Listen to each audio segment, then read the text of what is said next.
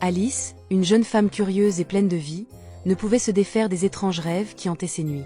Elle voyait toujours la même chose, un terrier de lapins, une chute sans fin, et un monde où la logique était renversée, peuplé de créatures grotesques et dérangeantes. Ce monde lui semblait si réel qu'elle en venait à douter de sa propre santé mentale. Un soir, alors qu'elle se promenait près de la forêt derrière la maison familiale, elle aperçut un lapin blanc vêtu d'un gilet, tenant une montre de poche.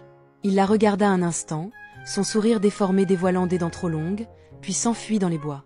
Incapable de résister, Alice le suivit. Elle trouva un terrier au milieu des arbres et, sans hésiter, s'y engouffra. La chute fut brutale cette fois-ci. Pas de légèreté, pas de curiosité émerveillée. Juste une descente rapide, violente, dans l'obscurité glacée. Lorsqu'elle se releva, elle était dans un pays des merveilles bien différent de celui qu'elle avait imaginé.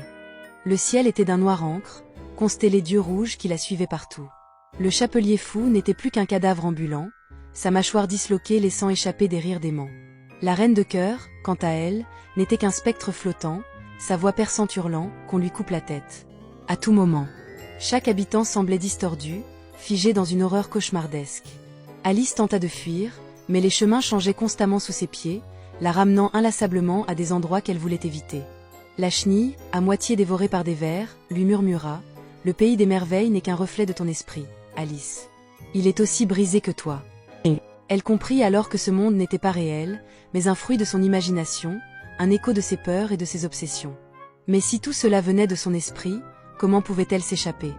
Le lapin blanc apparut à nouveau, cette fois avec des yeux noirs et vides. « Il est trop tard pour partir, Alice. Tu appartiens ici. » Alice courut, trébucha, hurla, mais rien n'y fit. Les voix des créatures du pays des merveilles se mêlèrent à celles d'un monde extérieur qu'elle ne reconnaissait plus. Des voix humaines, criant son nom, l'appelant à revenir. Lorsqu'Alice ouvrit les yeux, elle n'était plus dans le terrier, mais dans une pièce blanche et stérile. Ses bras étaient attachés à son torse par une camisole de force. Une infirmière penchée sur elle murmurait « Alice, calmez-vous. Il n'y a pas de pays des merveilles. Ce n'est qu'un délire. » Mais Alice savait que ce n'était pas vrai. Le chapelier lui chuchotait encore des choses terribles à l'oreille. La reine de cœur flottait dans l'ombre, prête à la punir si elle osait désobéir. Chaque nuit, elle retournait dans ce monde cauchemardesque, et chaque jour, elle en ramenait un peu plus dans la réalité.